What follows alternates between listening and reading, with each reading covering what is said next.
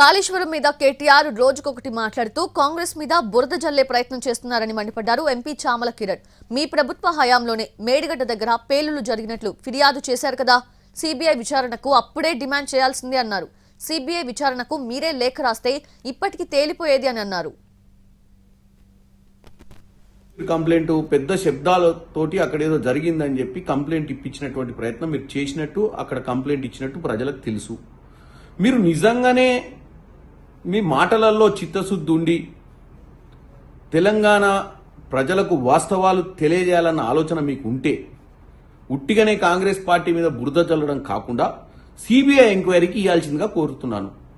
మీరు ఆ రోజే మీరు అధికారంలో ఉన్నప్పుడే ఆ అసిస్టెంట్ ఇంజనీర్ కంప్లైంట్ మీరు ఇప్పించినప్పుడే, ఆయన మీద ప్రెజర్ పెట్టి మీరు ఇప్పించినప్పుడే దాన్ని సిబిఐ ఎంక్వైరీ చేసి ఈ పార్టీకి వాస్తవాలు బయటకు వచ్చాయి కదా. ఇప్పటికీ కూడా మీరు కాళేశ్వరం స్కాముల గురించి, కాళేశ్వరంలో జరిగిన అవకతవకల గురించి చర్చ వచ్చినప్పుడు పదే పదే ఈ విషయాన్ని